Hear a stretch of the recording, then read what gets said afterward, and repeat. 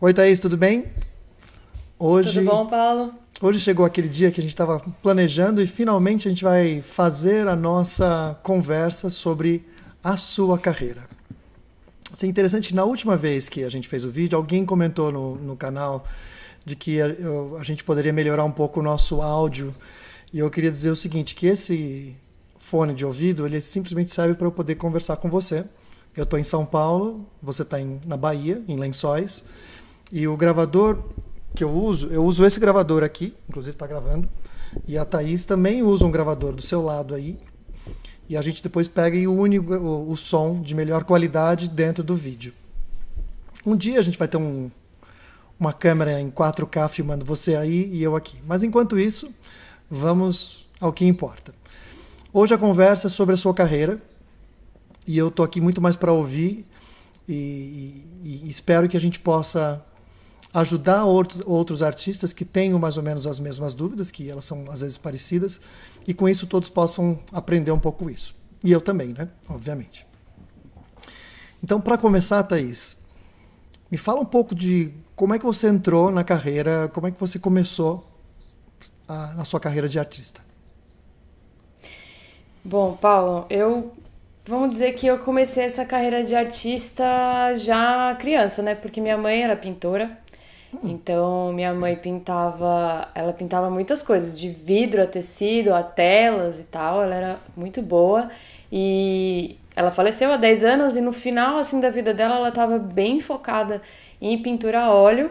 Então, eu comecei a pintar de fato assim com ela. Na verdade, assim, uma das primeiras memórias que eu tenho da minha existência sou eu dando fundo numa tela de gesso que ela iria pintar depois. Isso eu devia ter, sei lá, 4 anos. Então, durante toda a minha vida eu acompanhei, assim, esse processo dela. Ah, legal. Então, Então vamos você teve um dizer que processo de começou aprendizado ali. de muito Pode falar. legal. Agora, Isso. você é natural de São Paulo e hoje você mora na Bahia, em Lençóis. Essa mudança teve a ver com a sua vontade de mudança de carreira também? Como foi? Na verdade, não. Na verdade, eu morava em São Paulo e eu me formei em comunicação, né?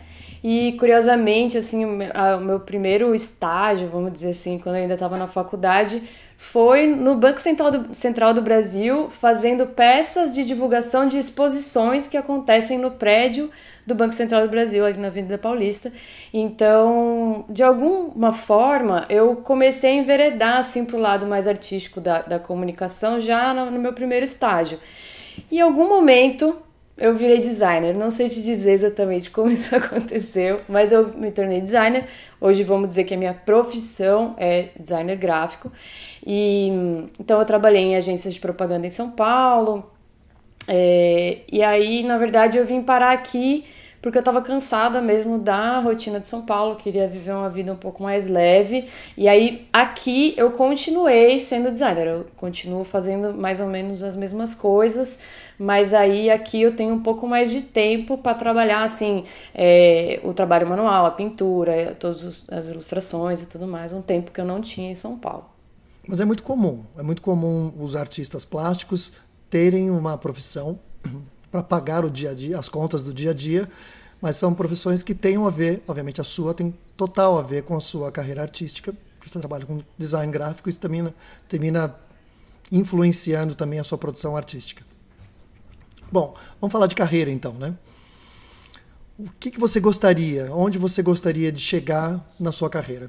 Quais são, assim, os fatores mais importantes que você gostaria de atingir no sucesso da sua carreira? Olha, Paulo, um suspiro, né?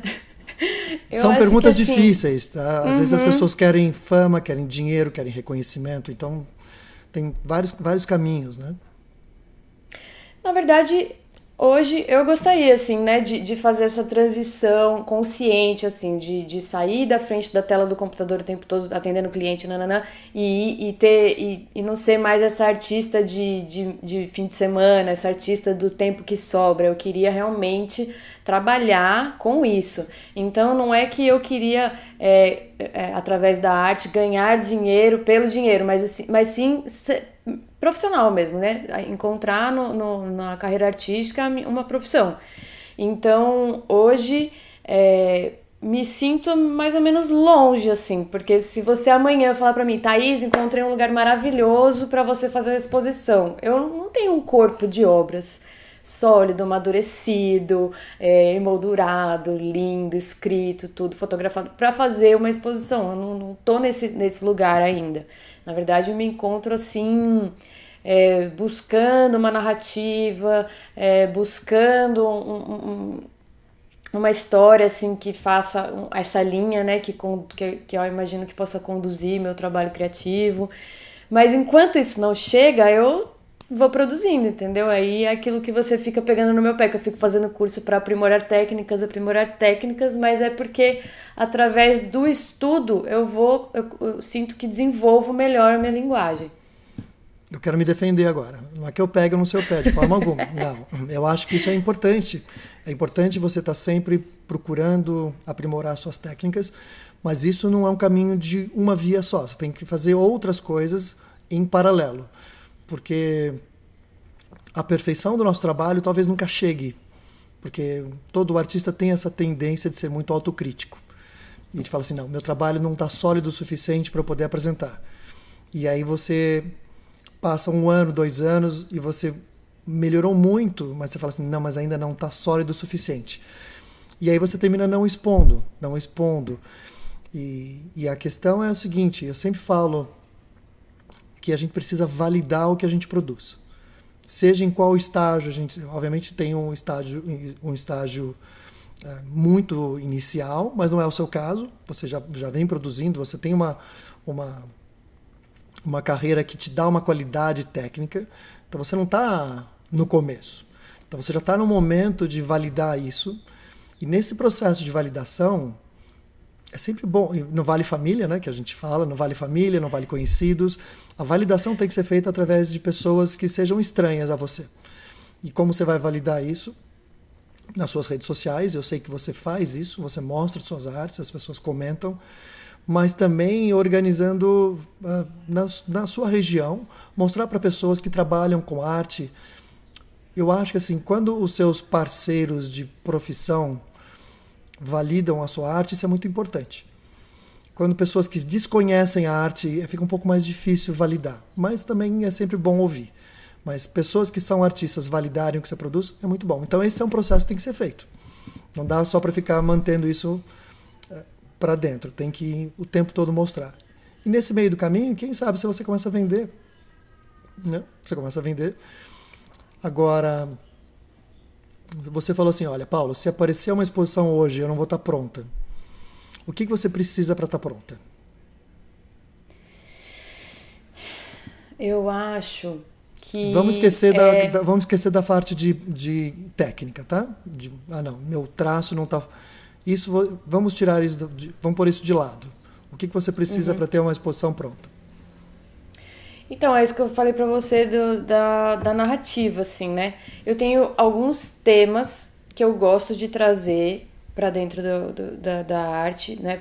Que eu gosto de expressar através das obras que eu faço. Através das minhas pinturas. Obras. Tem alguns temas que eu gosto de levantar. E até esse processo de validação, eu até experimento isso, né? Por meio das redes sociais, assim. Mas às vezes eu não encontro o ponto de encontro deles, ou fico na dúvida se tá sólido, como a gente tava falando, o suficiente. É lógico que eu me preocupo com técnica, mas hoje, tipo, tá, ok, eu já acho que tecnicamente eu já me sinto um pezinho mais, um pontinho mais segura para apresentar um trabalho.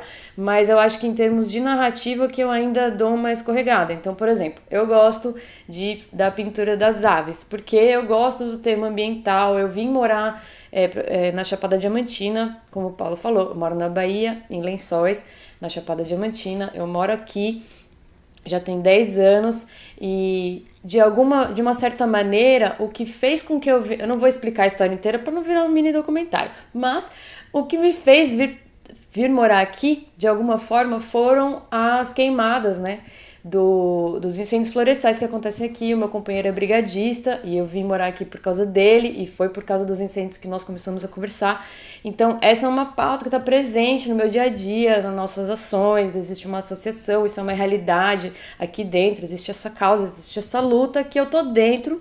Então, mas eu não pinto, por exemplo, florestas queimando, não é esse o caso. Eu, por exemplo, tenho algumas obras que são sobre as aves daqui, porque a Chapada Diamantina ela é muito reconhecida por causa da biodiversidade. Então eu gosto muito dos passarinhos aqui, todos os dias a gente encontra passarinhos de todas as cores no quintal, então isso me encanta. Então eu gosto, por exemplo, de pintar aves. Então eu tenho uma série de pinturas de aves que eu sei que as pessoas gostam também e tal. Então isso é uma caixinha de tema. E tem uma segunda caixinha de tema que é a representatividade feminina na sociedade, na arte, temas que levantem assim, a violência contra a mulher, sexualidade e prazer feminino. Então essa é uma outra caixinha de temas que eu gosto de abordar. Então essas são as duas narrativas assim que eu gosto. Elas não se encontram muito, às vezes sim. Se encontram em você. Se encontra em você. Você pode fazer as duas. E eu adoro uma frase que é assim: você tem dois lobos, na sua cabeça você tem dois lobos, o lobo bom e o lobo mau. Qual deles vai prevalecer? Aquele que você alimenta. Tá? E eu não estou dizendo que... Então você tem dois estilos de arte que você gosta das duas. A que você alimentar é o que vai se desenvolver. Quanto mais você bate em cima de um tema, seja da biodiversidade, seja das queimadas, seja da mulher, mais as nuances vão aparecer.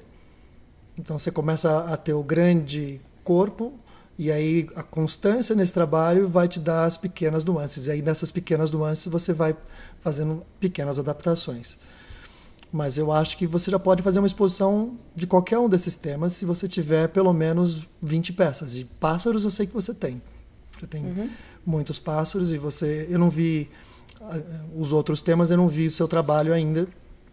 Mas imagina que você tenha 20 peças. Não daria já para você fazer uma exposição? Daria. Daria. Você recomendaria o quê? Tipo assim, eu fazer uma exposição coletiva? Você acha que a primeira exposição assim de um artista, o que você recomenda assim que a gente busque, assim, que a gente busque um edital para tentar entrar em uma grande exposição, um grande salão, uma história assim? Ou será que me unir a outros artistas e fazer uma exposição coletiva num lugar aqui na minha cidade seria um caminho mais acertado? É um caminho mais fácil e eficiente. Não depender de ninguém. Tá? Para você montar uma exposição, e eu falo isso eu acho que todos os artistas deveriam fazer. Se unir.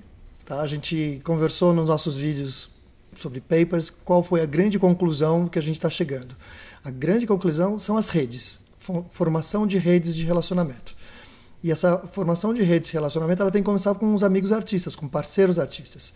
Seja montando um grupo da Semana de 22, dos expressionistas abstratos, enfim, quantos grupos já se formaram por aí, né?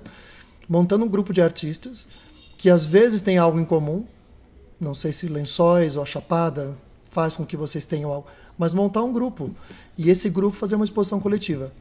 E não precisa fazer uma exposição coletiva em um museu. Você precisa fazer uma exposição coletiva em um lugar vazio. Fica mais fácil. Evita restaurante, pelo amor de Deus.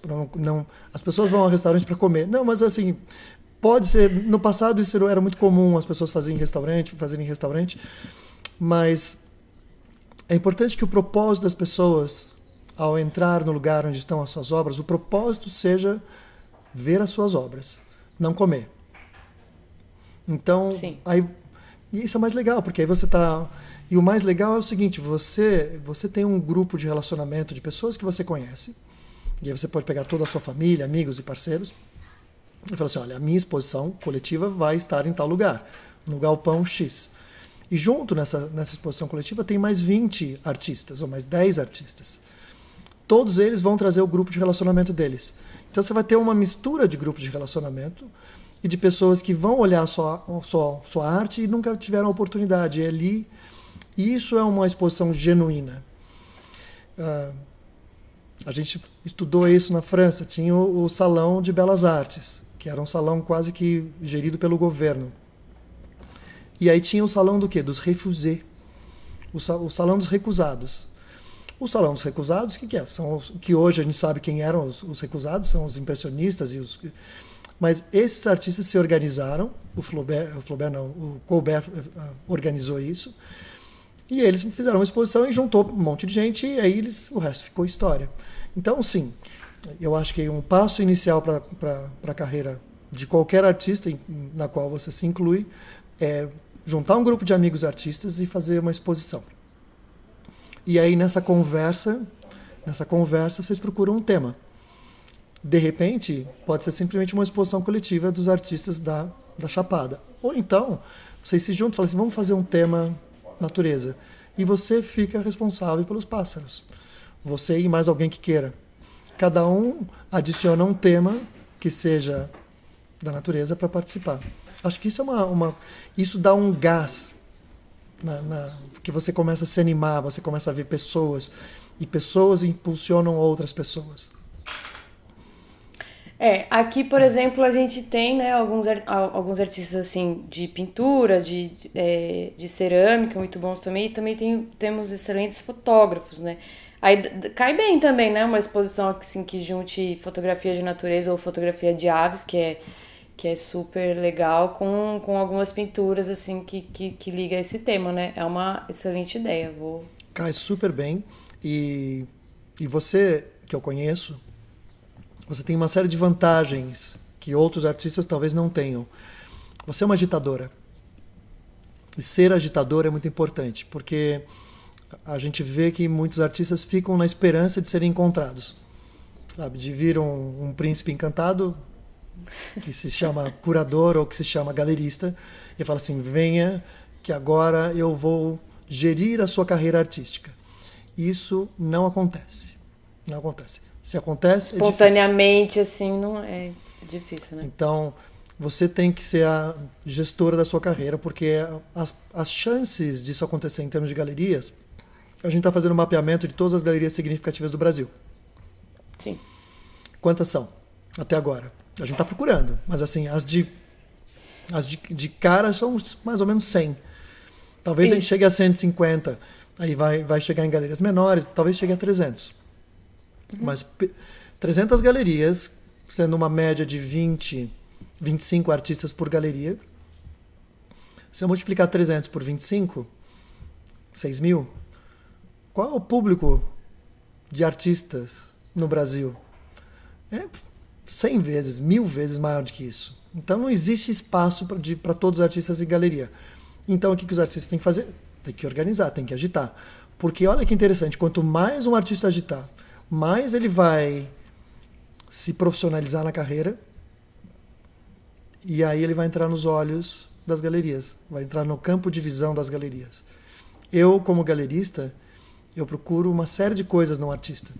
Eu procuro talento também, mas eu procuro saber quantas pessoas seguem essa pessoa, quão influente é, quão agitadora ela é, quão representativa essa pessoa é, para que eu possa representar, e também porque uma galeria é um negócio. Uhum. Se você não tem esses requisitos, a gente sempre fala. Primeiro, a gente já está tantas vezes, a gente fala tantas vezes sobre esse assunto que virou passado a história de fazer site, ter um perfil, tudo isso. Isso é o básico. Depois disso, é ser agitado, ser agitadora. Isso é muito significativo. Você começa a crescer o seu público e aí você começa a entrar nos olhos, no radar de galerias, instituições, museus. Né? Acho que é um bom caminho, né? Sim, às vezes esses dias eu fiz um site, né? Conversei com você. E aí eu sempre divulgando o meu trabalho como designer, né? Então é como se eu estivesse transferindo ali uma parte do meu portfólio pro meu site, e promovendo também meu serviço de consultoria de comunicação e marketing, não sei o quê. E aí, assim, hoje eu olho pra ele e falo, não, cara, eu acho que eu quero ter um site de minha artista. Assim. Então, Mas isso é uma coisa que vem acontecendo, porque é isso, né, Paulo? Eu não estudei artes, não é que assim, lá com 20 anos eu falei assim, vou fazer uma faculdade de artes plásticas, e aí, ou de belas artes, e aí venho construindo desde então. Não, foi uma coisa que me retornou, né? Eu tinha essa referência artística ali na adolescência, na infância ali com a minha mãe, e aí eu vim voltar a colocar a mão na massa tem pouco tempo, né? Você me perguntou no início quando é que eu despertei esse interesse. Desse trabalho de designer para eu passar de volta para o papel foi fazendo história em quadrinhos.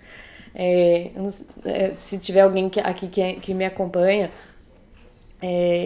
vai ver que nas minhas redes assim, eu tenho uma série de histórias em quadrinhos, porque foi uma coisa assim, eu gosto de roteiro, gosto de escrever, e aí comecei a fazer história em quadrinho, e aí sabe assim, quando você pega uma tintinha e aí começa a pintar e não sei o que, e aí de repente parecia uma explosão, assim, aí eu comecei a pintar, escrever, desenhar. E aí é isso, hoje eu olho assim e falo assim, tá, tenho minha profissão aqui, tem essa carreira que eu quero chegar lá. E aí vem acontecendo esse amadurecimento. Então, tanto que eu falei com você, né? Ai, meu Deus, será que eu vou ter que fazer uma faculdade de artes agora? Eu tenho 37 anos. Aí eu falei, tá tarde. Aí você falou, menina, para de ser louca, que você tem 37 anos só. Aí, às vezes, eu fico achando que eu já perdi muito tempo. Enfim, eu acho que, às vezes, o artista, a gente tem... Eu acho que muita gente compartilha disso, o artista que faz arte por hobby...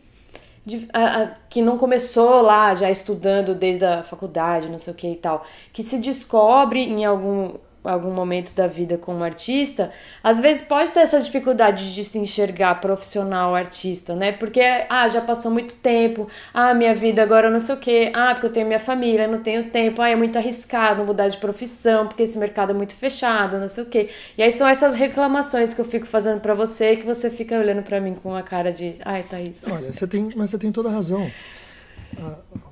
A carreira mais difícil que existe é a de empreendedor. Uhum. É muito difícil, porque você tem que fazer todos os setores do seu negócio. Então... Isso é uma coisa que depois eu queria te perguntar também, mas continua aí, depois eu falo. E assim, é muito difícil, você tem que organizar a parte de marketing, você tem que organizar a produção, você tem que organizar absolutamente tudo. Então, é difícil ser empreendedor, e às vezes o negócio de empreendedor não é para qualquer um. Às vezes é muito mais fácil você entrar dentro de uma empresa e ter uma carreira tranquila. Você vai lá, você faz o seu trabalho, recebe no final do mês, você tem férias, né? Você tem um mês de férias, e em arte não tem isso, né? Não tem. Basicamente a gente... Então, se você optou por ser artista, e eu não tenho dúvida que você gosta, porque tudo que você está fazendo na sua vida está relacionado à arte. Então, você não é brigadista, a não ser se o teu parceiro te chama. Eu sou dentista, né? Isso, vai ser muito fantástico você lá na sua altura toda, no mato lá. Acho que você consegue, mas enfim. Mas a questão é que tudo que você faz gira em torno da arte. Então, quando você fala assim, é um hobby, não é hobby, né? É hobby porque não se tornou profissional ainda, porque você não está vivendo disso. Mas você tem que trabalhar em direção a isso. Então, o foco tem que ser para lá. E o que você precisa? Você precisa de alguns requisitos para se profissionalizar. E aquele site que você fala, puxa, eu preciso construir um site de artista, então pronto, você constrói esse site de artista, porque a gente divide o nosso tempo em prioridades, né? Se a gente quebrou o braço, a prioridade é ir para o hospital, né? Agora, quando a gente acha que é uma coisa menos importante, a gente vai deixando para o lado. E isso é importante para você. É que a questão é o dinheiro. Pagar as contas. Mas você já faz isso bem, porque tudo que você faz está correlacionado com a sua produção artística. Você trabalha com design, então isso aí tem a ver com a sua arte. Está tudo certo o que você está fazendo. A questão é você separar um tempo no cronômetro, e eu já falei isso uma vez, que eu tive que fazer isso aqui. Eu tenho 3 negócios, né? E aí eu ficava tocando um pouquinho em cada negócio. E eu não conseguia fazer nada direito. Então eu peguei um cronômetro e eu falei assim, olha pessoal, eu ligo o cronômetro, eu tenho o quê? 1 hora, eu só vou lidar com este assunto. Obviamente, se acontecesse um incêndio num outro negócio, eu pararia. Mas 1 hora eu me dedicava somente àquilo. Se às vezes eu não conseguia terminar o raciocínio, eu podia chegar a 1h10, 1h20. Então, você consegue pegar 1 hora do seu dia e falar assim, esta 1 hora do meu dia, ela vai ser dedicada não à produção artística, porque isso é recreio. Ela vai ser dedicada ao negócio de arte. E qual é o negócio de arte? São todos aqueles pilares que a gente falou que é do 1.0. É direcionar para a construção do seu site, saber como está a mídia social, você trabalha bem no seu Instagram, formação de contatos para saber quem eu vou entrar em contato, como eu vou começar a criar networks ou relacionamentos com outros artistas para, de repente, tornar isso uma exposição coletiva, porque uma vez que essa exposição virou coletiva, ela virou exposição com o nome X, ano 1. Depois vai ter ano 2, ano 3, ano 4. Você pode fazer, como sempre, uma exposição tradicional e virar parte do calendário da sua cidade, essa exposição. Acostumar as pessoas a sentirem falta dessas exposições. Então, você tem que gastar esse tempo. Virar um evento. Você tem que gastar esse tempo no seu cronômetro a negócio de arte. E aí, no seu recreio, você pinta. Eu acho que é um caminho. Senão não sai, né? Não sai mesmo. A gente tem, eu falo com propriedade, a gente tende a culpar os outros pelo nosso fracasso. Por quê? Porque os outros a gente não sabe que não dá para pôr nomes, né? Os outros, então esse mundo é injusto comigo. E eu falo com uma certa frequência que o mundo está pouco se lixando para a gente. Pouco se lixando. Se a gente morrer hoje, as pessoas que nos amam vão sentir a nossa falta por alguns anos. Depois vai ser só um pedaço de memória. Então a gente tem que correr atrás. E esse processo de aprendizagem, de se tornar empreendedora, ninguém nasce empreendedor de um dia para o outro. A gente se constrói nesse processo. E quando as coisas vão dando certo, a gente é como se fosse gás no nosso tanque. A gente vai se animando e juntar pessoas próximas a você, né? Isso Eu queria fazer uma pergunta. Claro. Uma pergunta. Existe profissional artista fora de São Paulo? Estou fazendo essa pergunta por quê? Porque, como a gente falou, eu vim de São Paulo, moro no interior do Nordeste e sinto falta, né? Porque, querendo ou não, em São Paulo eu tava sempre ali, não sempre, o tempo todo, mas assim, tava ali visitando as exposições, Bienal, MASP, e aqui não temos uma cena, né? Acho que em poucos lugares fora de São Paulo existe uma cena tão aquecida, assim, né? De arte. E aí sinto falta, né? Então, assim, eventualmente tem que dar uma chegada em São Paulo, tem que dar uma chegada pelo menos aqui em Salvador, visitar as galerias que tem aqui, que são poucas, mas assim, estar dentro do circuito, respirar esse ambiente e tudo mais. E por que eu tô fazendo essa pergunta? Porque eu imagino que tenha pessoas que nos assistam também, que também não estão em São Paulo, né? E aí, às vezes, a gente fica olhando assim, como se, será que para eu me tornar realmente um artista profissional eu tenho que me mudar para São Paulo? Aí a pergunta é essa, assim, uma provocação no sentido de, será que a gente também pode ter um papel agitador de levantar essa cena na região que for que a gente vive, que não seja São Paulo? É mais fácil surfar uma onda grande. Mais fácil. Você está em São Paulo, você tem 2 exposições, 10 exposições rodando o tempo todo, em qualquer momento do ano. Enquanto em outras cidades que não sejam capital, isso é bem mais difícil. Nas capitais você até consegue, mas São Paulo, é inegável, é o centro do mercado de arte, né? Hoje as feiras elas se concentram em São Paulo e Rio de Janeiro, mas São Paulo é muito mais forte, a gente sabe disso. Dá para ter uma carreira? Claro que dá. Dá para ter uma carreira mais meteórica? É mais difícil. Mas nunca foi tão fácil um artista viver por conta das redes sociais. Então, é necessário um artista entender a funcionalidade das redes sociais. E eu tive quatro pessoas que falaram comigo pelo Instagram e falaram, tá tudo errado, tudo errado. Eu falei, bom, mas escuta, faz o seguinte, patrocina uma postagem sua no Instagram fazendo isso, isso, isso. Basicamente mostrando a obra de arte, dizendo qual o tamanho dela e quanto ela custa. As 4 mandaram mensagem para mim dizendo, funcionou. Funcionou. O Instagram não está ali para ajudar você. O Instagram está para ganhar dinheiro, eu já falei isso em outros vídeos.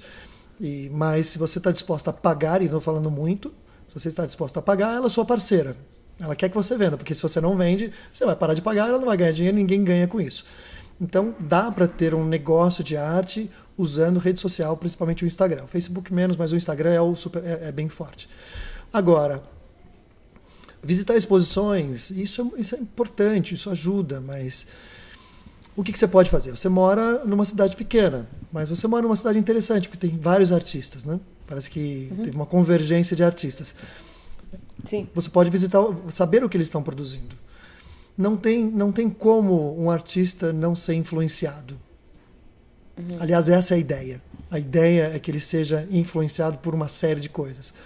Você está perto de um bioma específico, de uma situação específica, e é claro que isso vai influenciar na sua arte. Você falou que não tinha uma narrativa, aliás, tudo que você tem é narrativa. O que você não fez é passar isso para o papel, mas assim, você falou assim, 3 narrativas, todas elas extremamente profundas, que daria para ter um corpo de trabalho para o resto da sua vida, em qualquer uma das narrativas. Tá? Agora, você está em dúvida. Se eu faço isso, se eu faço aquilo. Faz os 3. Você vai começar a pegar gosto, sabe? Por alguma coisa. Você fala assim, não, isso aqui tá legal. E ainda você vai validando, né? Vai validando. Você tem uma produção... É que eu conheço já o seu trabalho, então fica mais fácil falar sobre isso. Você tem um trabalho figurativo, né? Uhum. Então, agora, talvez nas outras, principalmente na parte, eu estou vendo aqui no fundo, né, os índios e os pássaros, talvez as outras sejam menos figurativas. Talvez chegue a hora que você, inclusive um dos seus desenhos que você fez, você fala assim, não, primeiro eu desenho reto. E depois eu saio entortando. Mas o inicial é as curvas, o ponto de fuga, a perspectiva, e depois eu saio brincando em cima daquilo. E a gente sempre fala, né, que na produção artística o implícito é muito mais interessante que o explícito. Você pode fazer o pássaro, mas o que está por trás tem uma série de informações que... Aí é o processo, né? Como você vai transmitir isso que está na sua cabeça, essa narrativa, para o papel, né? Você fala assim, mostrar um pouco mais dessa influência, por exemplo, que tem nesse trabalho? Você tem que ser livre, você tem que ser livre. A história está na sua cabeça. Uhum. Entendi. Aí eu elucubrar aqui como transformar isso numa narrativa mais completa que eu fique confortável. A narrativa completa já existe, como eu falei. É só a questão de como você jogar isso no papel. Ou em qualquer mídia. Não precisa ser papel. Você pode... É interessante, né? Eu vejo colecionadores muito mais livres do que artistas. Os colecionadores olham a obra e falam assim, nossa, entendi onde essa pessoa está. E eu vejo artistas que passaram a vida toda produzindo a mesma coisa. Elas são quase que escravas da mesma produção artística. Então você tem assim uma formação muito forte na sua cabeça, que é da sua mãe. Isso aí é muito forte. E depois você teve essa migração para o design gráfico. Então a tendência de você continuar no bidimensional é enorme. Aliás, talvez você nunca tenha pensado, eu trabalhar no tridimensional? Por que não? Né? Acabou de sair uma artista, uma amiga minha que veio aqui, e ela falou, eu quero sair do bidimensional. E aí ela me mostrou o que ela fez. Eu falei, nossa, isso aqui é muito bom, muito bom. Então, uma artista é uma artista, ela é a pessoa que capta todas essas energias, ou temas, ou tudo que você está vivendo em lençóis, e gospe isso em forma de arte. Seja ela como for. Seja papel, seja objeto. Uma instalação. Né? E a narrativa você já tem. E eu tenho certeza que muitos artistas que estão ouvindo a gente não têm essa narrativa que você já conseguiu. Você foi buscar praticamente essa narrativa. Você está num caso né? você tá num caso muito suave, assim.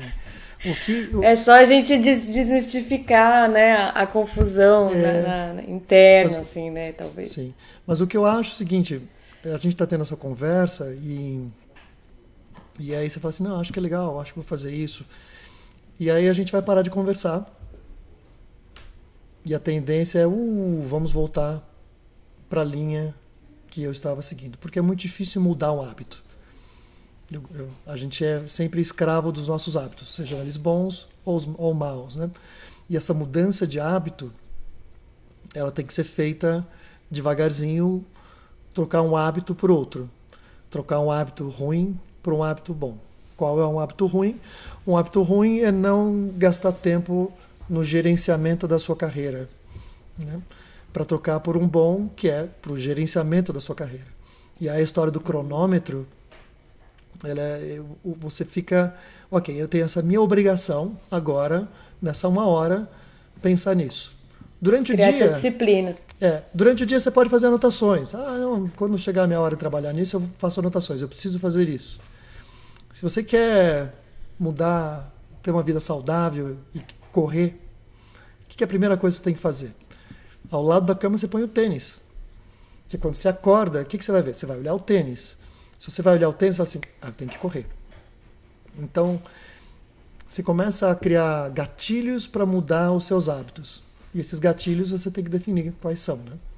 Quais seriam os bons gatilhos para você mudar de hábito? Esta é a minha pergunta para você. Por exemplo, o que você precisa fazer para estruturar a sua profissionalização como artista? Você tem um site pronto? De artista? Não. Vale a pena fazer um? Sim. Tá. Acho que sim. Vale. Sim, vale. Quando você começa a aparecer na mídia, o que as pessoas fazem? Eu como comprador, eu como colecionador, eu vou olhar o teu Instagram. Tá? Eu começo a me interessar por você. O que eu vou fazer? Stalking. Vou checar a sua vida. Por quê? Porque eu sou um colecionador. E eu só quero trabalhar com artistas sérias. Então eu vou procurar quem é a Thaís. Aí eu vou pôr no Google.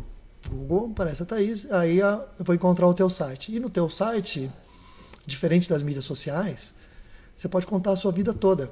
Você pode contar todas as suas histórias. Nas mídias sociais, eu vou ver só a sua imagem, eu vou ler o texto um pouco, porque é Instagram, praticamente não leio o texto.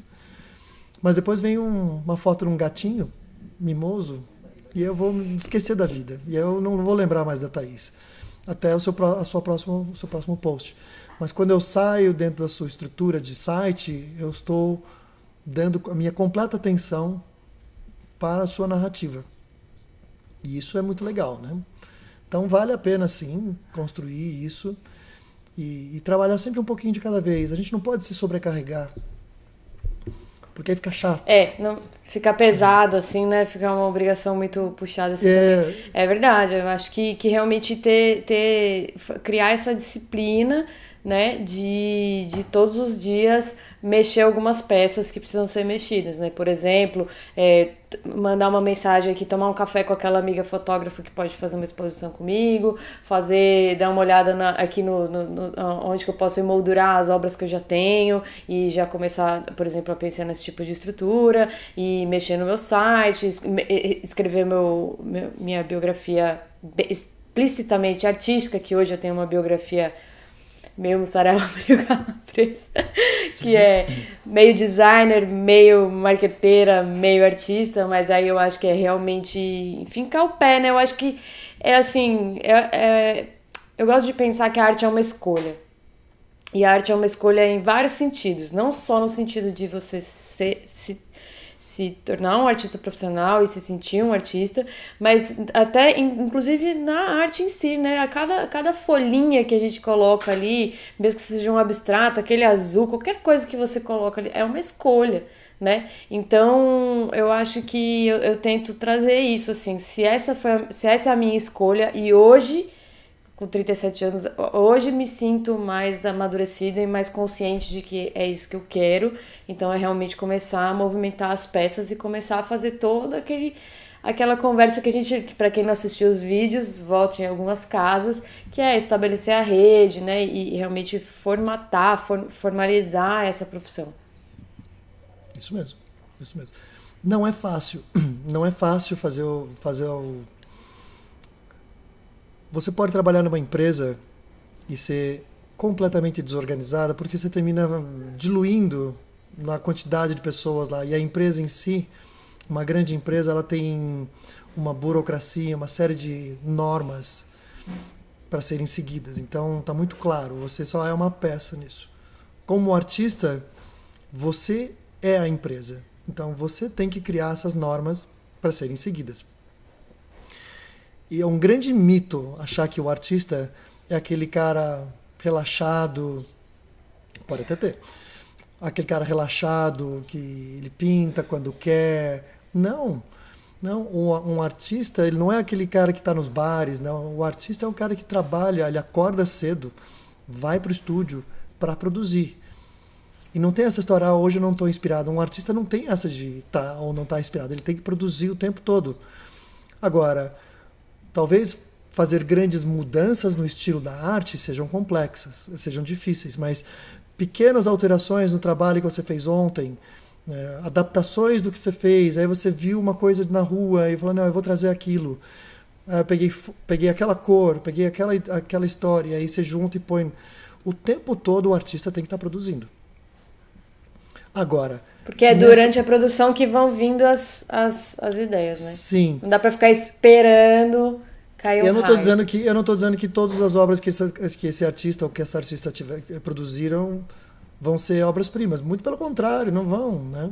Mas tudo bem, tudo bem. Pega os grandes artistas do passado e passa no raio-x, que naquele tempo não tinha tela sobrando, né? Você tinha uma tela só e o cara pintava e aí vai lá e pintou de novo. Tanto é que se preservou, estão em museus, se estão em museus é que são obras muito significativas, aí quando você vai jogar no raio-x, você vai ver que tem uma outra obra por baixo. O cara pintou por cima. Né? Então, assim, o artista ele tem que estar em constante exercício. E ele tem que ser um empreendedor, tem que ser organizado. Olha, eu não escolhi essa carreira. Para quem escolheu, é o caminho a ser feito. Tem que ser organizado como se fosse dono de uma empresa. Tem que ter horário para acordar, horário para produzir, horário para fazer network, horário para organizar a parte de marketing e sempre tem algumas melhorar. metas, né? Isso.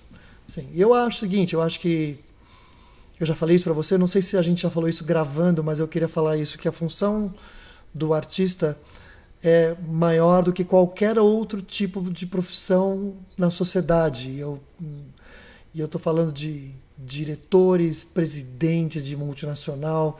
Pega o presidente de uma grande empresa, ele é presidente por 2, 3, 5, 10 anos nessa empresa, aí ele se aposenta e entra um outro presidente e ninguém mais sabe, a não ser que esteja lá a foto. Uma viagem boa, um dia que você ia em São Paulo, tem ali o prédio do antigo Banespa, que hoje é do Santander, e no andar tem uma sala de fotografias de todos os presidentes. E aí você tem lá todo mundo engravatado, aquela pose de todo poderoso. De presidente. Uhum. Onde está esse poder agora? Eles estão todos no caixão, sabe? O único poder que sobrou é naquela foto, naquele lugar.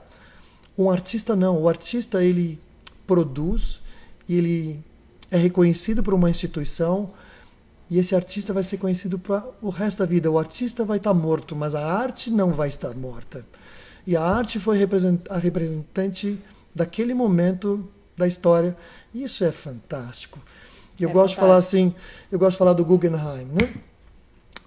Algumas pessoas já ouviram falar no museu chamado Guggenheim. Mas quem foi o Guggenheim? O Guggenheim foi um empresário multimilionário. Mas se ele não tivesse sido um patrono das artes, foi ele, a filha dele, a Peggy, que fez um Guggenheim em Veneza, que foi uma patrona, talvez a gente não soubesse mais quem são os Guggenheim.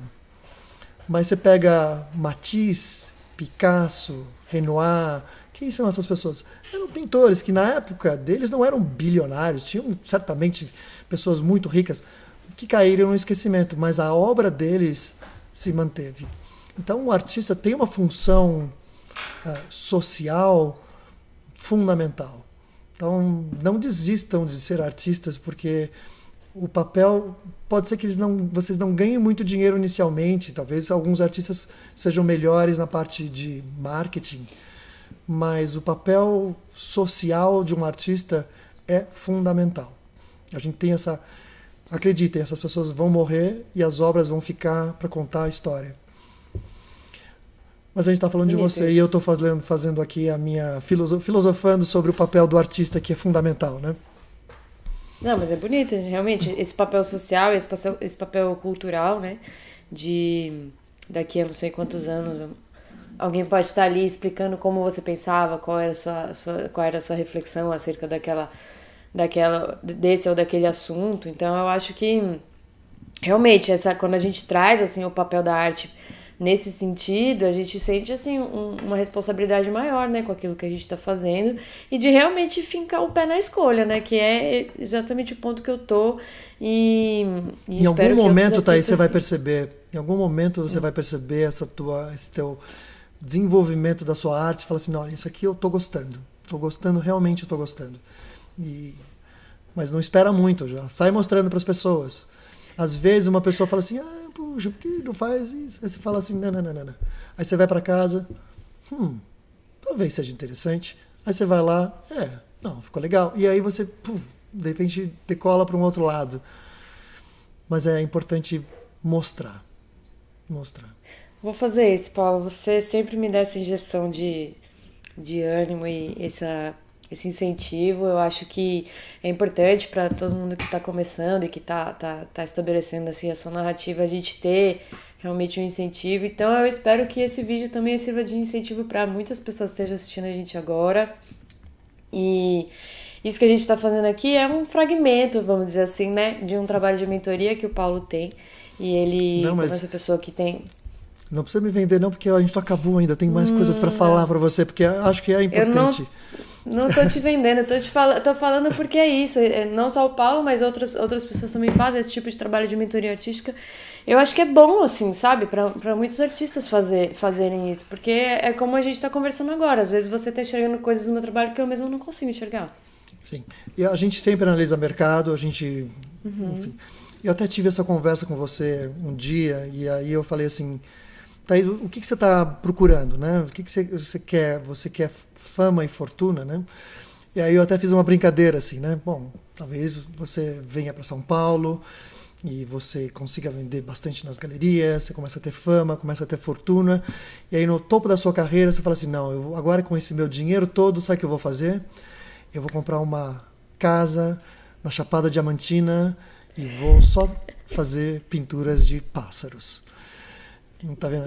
Então você falou, ok, eu corri atrás de uma coisa, mas no fundo o que eu queria é onde eu estou. Então a gente tem que pensar assim, o que a gente quer em carreira de artista é o que a gente quer em carreira de artista ou o que a gente imagina que o artista tenha que ter na carreira para ter sucesso.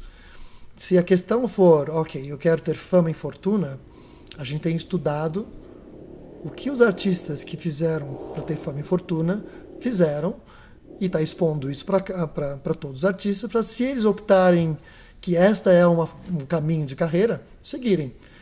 Mas assim, a função social, a função antropológica de contar um momento social do artista é fundamental, né? Aí a pergunta que eu faço, o que você quer, o que você gostaria como artista, né? Que pergunta difícil, Paulo.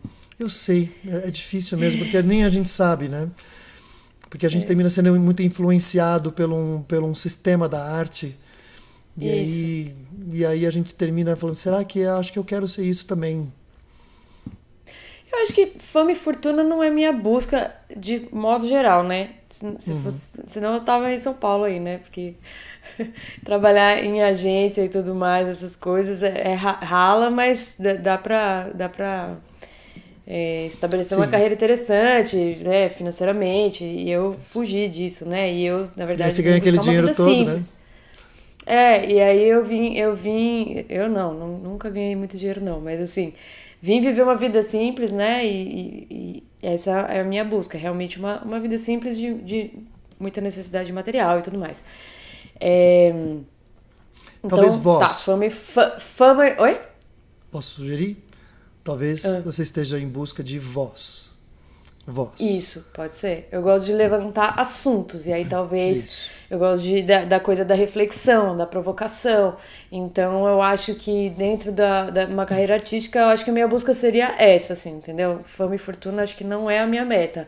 E sim, gosto de entrar aqui no meu estúdio e pintar, desenhar, não sei o que, ficar aqui, ler meus livros de arte e ver as histórias dos artistas. E isso é muito bom eu trabalhar com você, porque a gente fazendo curadoria de conteúdo de arte, eu tô o tempo todo estudando os artistas, estudando as galerias, estudando o mercado. Eu amo. Eu gosto disso. Então, eu acho que dentro do meu trabalho é isso, é levantar a pauta, levantar a reflexão, trazer essa. É voz, acho que é isso mesmo. Siga a sua linha e aí de vez em quando você faz dá uns disparos malucos assim. Faz uma coisa. Para quem não sabe, eu fui fotógrafo, publicitário, e uma vez e de moda, enfim, de gente, e eu estava fazendo um ensaio de moda e tinha mais ou menos 12 lâmpadas, 12 flashes funcionando. E por algum motivo o rádio dos flashes da frente não funcionou. E só dispararam as do fundo. E eu estava fotografando lá 2 horas fazendo um ensaio. E aí de repente deu um erro e os 2 flashes da frente não funcionaram. E quando eu vi na câmera, eu falei, caramba, isso aqui tá muito mais legal do que eu imaginei. Às vezes esses acidentes são positivos. Então procure acidentes dentro da sua criação, né? Essa tentativa de se libertar do que a gente... Senão você pode não descobrir coisas que estejam no seu potencial, porque na sua cabeça tem um mar de ideias. E se você está procurando voz, essa voz tem que se transformar em arte, né? Acho que isso aconteceu comigo. Eu refiz todo o ensaio, sorte que as pessoas que estavam comigo aceitaram de ficar mais 2 horas para conseguir refotografar tudo. Mas aí eu refotografei tudo errado, que no final terminou sendo certo. Uhum. É isso, né? Também deixar rolar, deixar rolar as coisas mais livres, mais soltas também, fazer experiências diferentes, é isso que você tá querendo dizer? Sim, exatamente. Mas vamos fazer um resumo da nossa conversa, então, para não ficar no esquecimento, tá? Do que a gente falou hoje? A gente começou falando sobre montar uma exposição por conta própria. Não depender de pessoas externas a chamarem a gente, convidarem a gente para participarem de uma exposição. Para fazer uma exposição, o que a gente precisa? Paredes, teto, um lugar. Tá? Nunca foi tão fácil arranjar galpões vazios desde a pandemia, né? Muitos lugares fecharam, né? Então, para os artistas montarem exposições coletivas facilitou. Juntar um grupo de artistas e falar assim, pessoal, vamos nos unir, cada um dá R$ 200, vamos alugar esse galpão por quanto tempo? Não, uma exposição não precisa ter muito tempo, né? Uma exposição pode ser um final de semana, até melhor.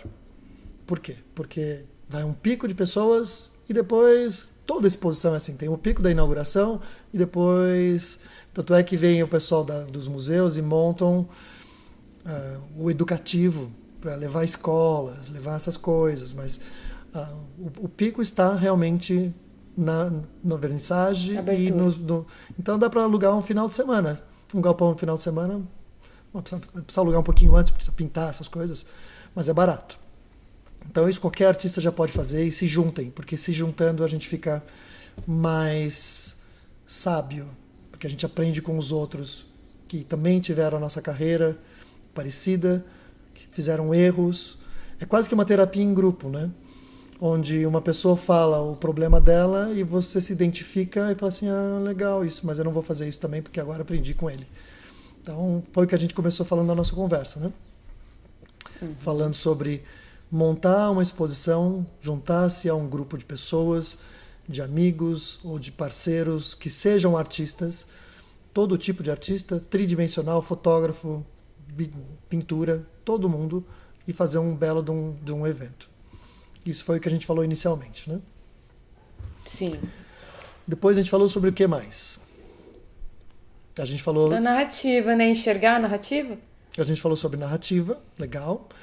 E aí você falou que não tinha uma narrativa ainda formada do seu trabalho. E eu falei que você estava absolutamente enganada, porque você tinha 3 narrativas fantásticas que podem ser desenvolvidas muito bem.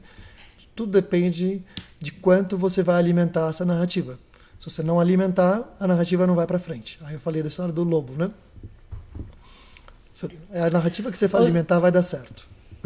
Ou seja, para um artista que está nos assistindo agora, ele pode fazer esse exercício de escrever sobre as coisas que ele gostaria de expressar e aí começar a tentar enxergar ali alguns caminhos de narrativa. Seria isso? Escrever um diário é importante.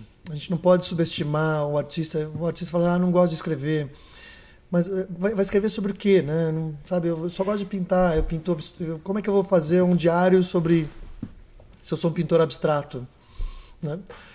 É um diário sobre o seu estado de espírito. Essas coisas, aí você começa a relacionar a sua pintura com o seu estado de espírito. Essas coisas funcionam. Tá? E depois a gente falou sobre profissionalização. Tá? A disciplina.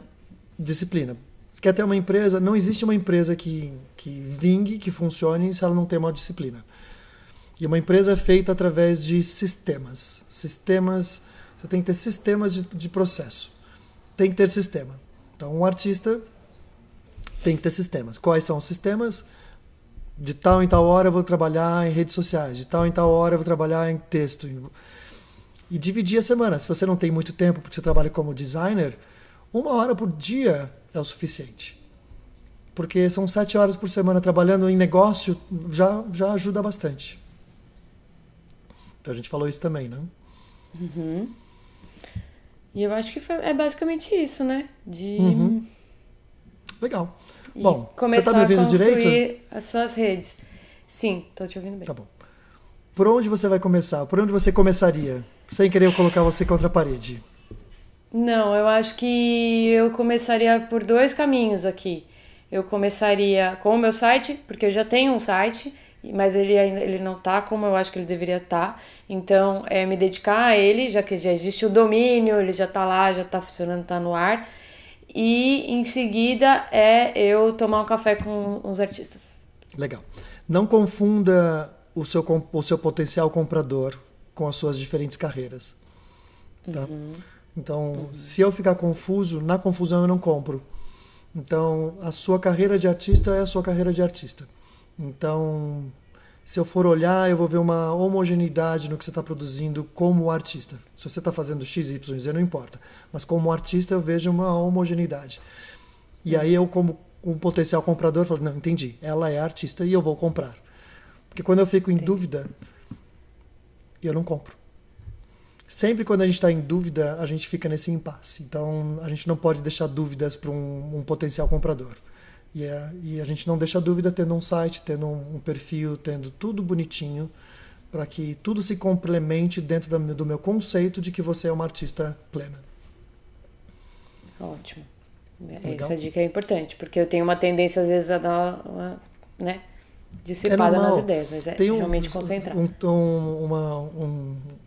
Um experimento que foi feito por uma faculdade de psicologia, que é o experimento das geleias, desculpa. Colocaram no supermercado 4 opções de geleia de 4 sabores e depois fizeram um outro teste com 16 opções de geleia. Tá? Nas opções com 4 se vendeu mais geleia do que nas opções com 16. Porque quando você tem muitas opções, você empaca. Tá? Então, quando eu tenho muitas opções de carreira dentro do leque Thaís, eu empaco. Então, quanto mais eu puder centralizar isso para a sua carreira como artista, melhor. Agora, você tem um outro perfil, um perfil designer, assim, um perfil, não tem problema nenhum. Isso é perfeitamente normal. Tem vários artistas importantes aí que que trabalham ou dando aula, ou como na publicidade, e assim vai. Não é nenhum crime. Crime é não produzir. Mas é só saber comunicar, né? Transmitir É saber comunicar. É isso aí. Ótimo. Acho que tá bom, né? A gente já falou bastante por hoje. Adorei! Né? Sim. Eu gostei de... Interessante, né? A gente se fala tanto, mas a gente se fala com coisas focadas ao trabalho da plataforma. E a gente vem... Eu já, obviamente, sabia, mas assim... O que você me falou hoje, muitas coisas eu não sabia, o que foi legal. Acho que ajudou bastante a gente se conhecer melhor também. Sim, gente, queria agradecer, Paulo. Obrigada demais. Eu que te agradeço. Adorei Achei essa ótimo. conversa. Vamos... Agora, como é que a gente vai chamar esse vídeo? Não sei, a gente tem que pensar num título para esse vídeo. Vamos pensar. Mas isso fica para mais tarde. Isso. Eu queria também agradecer a quem chegou até aqui e espero que esse vídeo tenha esclarecido também alguma dúvida que vocês tenham sobre carreira. E comenta aqui se você tem alguma coisa que a gente falou e que ficou em dúvida ou alguma sugestão, alguma reflexão sobre o tema. É sempre bom a gente trocar esse tipo de experiência. E é isso. Muito obrigado, Thaís. Obrigada, Paula. Até a próxima, pessoal. Quem já nos conhece, curte o canal, se inscreve no canal. Quem está nos acompanhando no podcast, manda esse episódio para algum artista que pode também gostar dessa conversa. E nos vemos na próxima. Tchau, tchau.